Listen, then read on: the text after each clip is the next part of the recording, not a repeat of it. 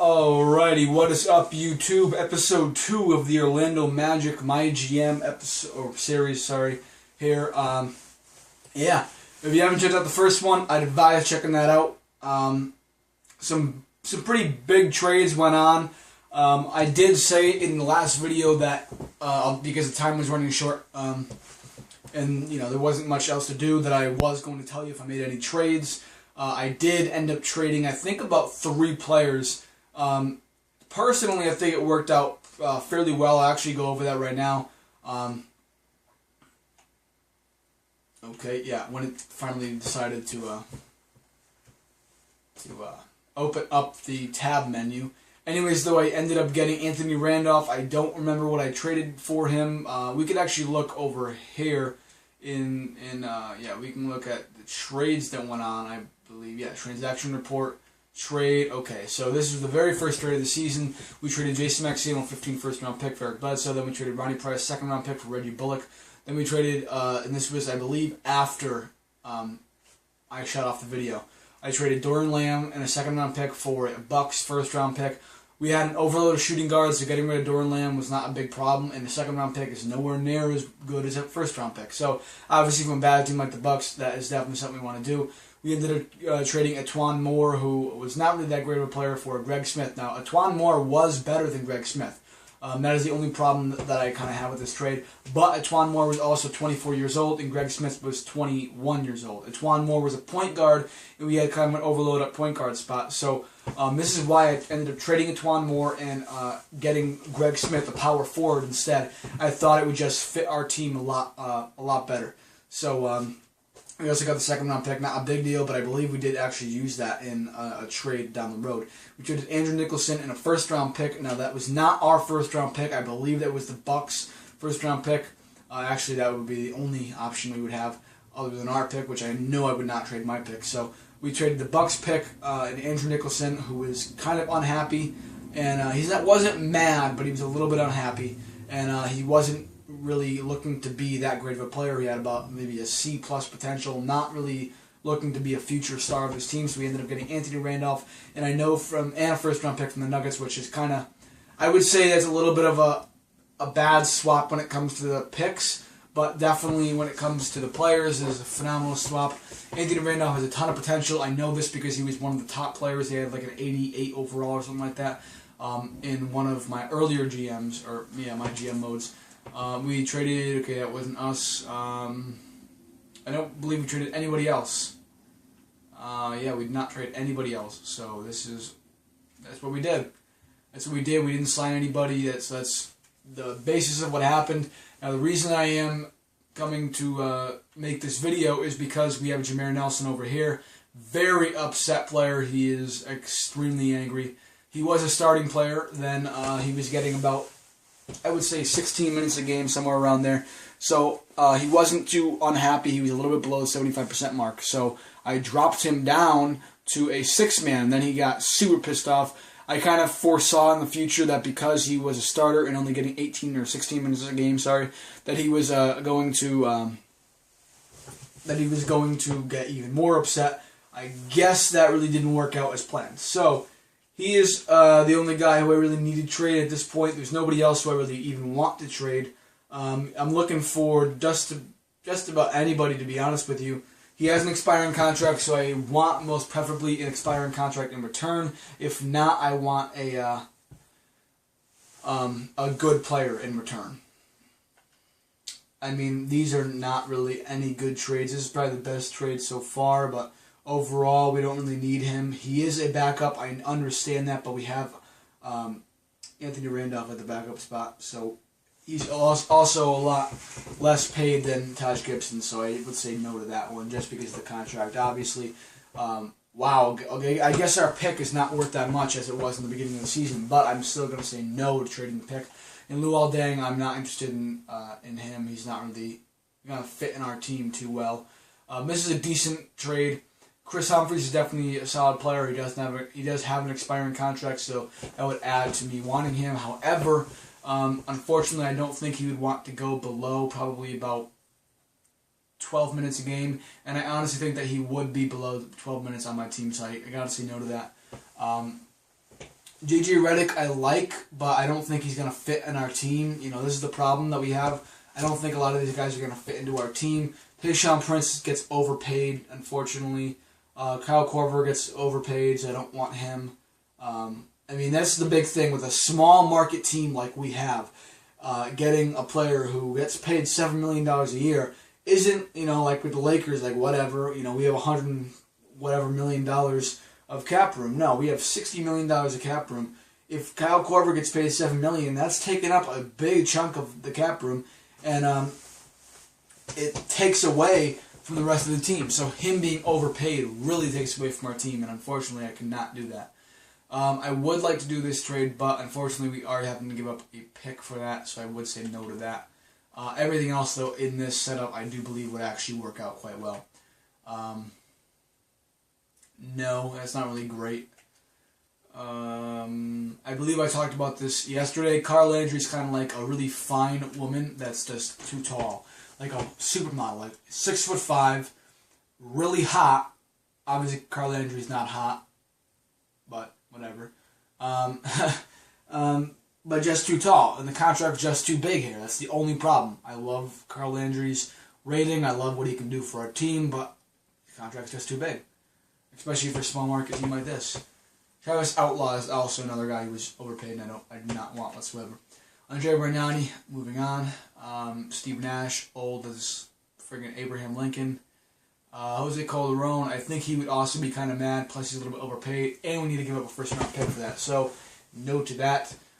Very overpaid. Actually, not very overpaid, but still, no. He's very old. So, I guess that could work. That will be a possibility, actually. I'll leave that in a realm of its own. JaVale McGee. He's not going to be ahead of Nikola Vucevic, unfortunately, so I would have to say no to that. George Hill, pretty good point guard. Would he want to be a backup, though? I'm unsure. I don't know. I really don't know. These trades are all crap. Nothing really good to them. This is a decent trade. But Omer Sheik gets paid $15 million next year, so I don't want to have to give him that. No.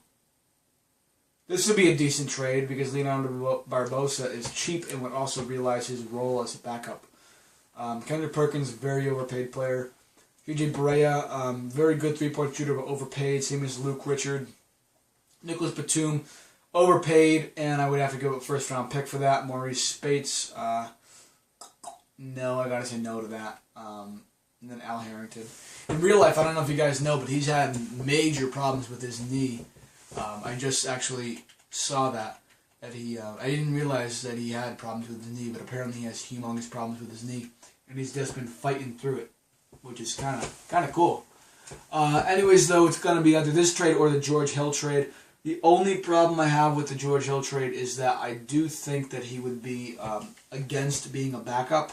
I can see if things work. If things don't work, he doesn't. He does not have an expiring contract. So, if things don't work, then I'm very sorry. I know we obviously went through the trade, but unfortunately, I don't know if things are going to work for this guy. I mean, it's unfortunate. So, give George Hill 16 minutes a game. We could actually give him a little bit more. Carlo Quinn, we can keep him there. Greg Smith, I want to build up. I want to give a lot of these guys minutes, more minutes than they usually get.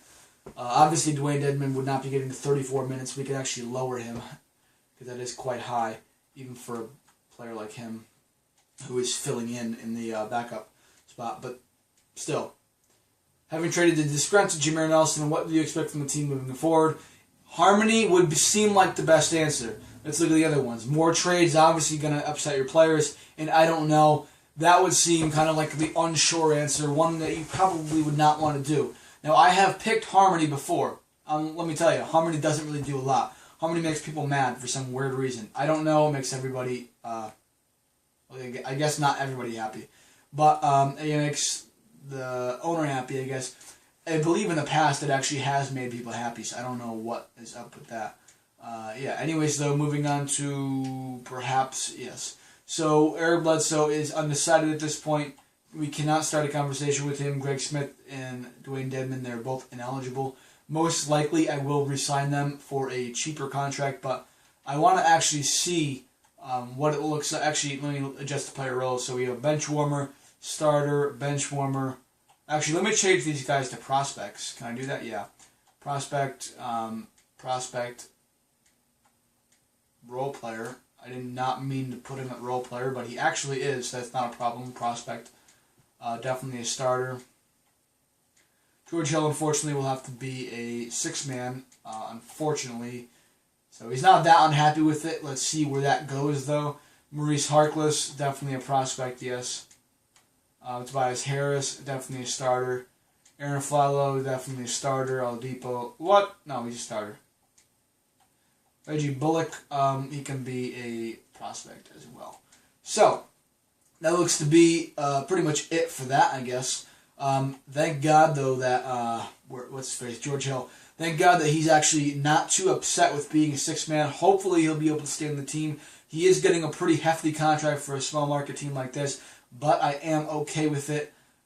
He is a solid player, so being a 6-man, as good as he is, I would say that's honestly a solid thing for our team. And moving on, I see a lot of good things coming. Actually, because we have a lot of time, I actually want to adjust these prices. $41 per ticket. That's a big ways down for my Lakers, my GM. It was about $110 per ticket, so wow. I think I'm going to go with $12.50 for the parking. And then this stuff looks good, I guess. Yeah. And that looks good as well. So I'm actually going to move this up because apparently they still think it's a great deal. So yeah, they're happy with it now. So I guess that's kind of it. Not really too much when it comes to the business side of things. There are certain things you can buy. I bought them in the beginning. All this stuff, the coaching and all this stuff. Unfortunately, I don't really have time to purchase all the coaching and training and skill, all this stuff on top of the business. Sorry, I clicked on the wrong tab. On the business side of things, like the stadium upgrades, player upgrades, tennis upgrades, operation upgrades, all those things. On top of those, I don't even buy these. Never mind buying all the My GM stuff, special abilities, attribute upgrades, whatever. I have 28,000 VC. I know that I have a lot, but to be honest, I want to be able to have a lot just in case something comes up. I don't play every single game like I used to. Before I started recording all this stuff, I did not really purchase with VC. I didn't really purchase that many training camps and stuff like that. So now it's really a problem to have to purchase training camps on top of everything else. So I'm kind of torn between that. So that is unfortunately... Oh, sorry, well, I had like a hiccup there. That is unfortunately why I'm not buying the attribute upgrades, damn. And the facilities and things like that. If you want to do that, it will help out your team more with the business side of things. It will not really help out your team too much. It will help out your team in the regard to your players, but it will not help out your team astronomically in any other department like it will the business side.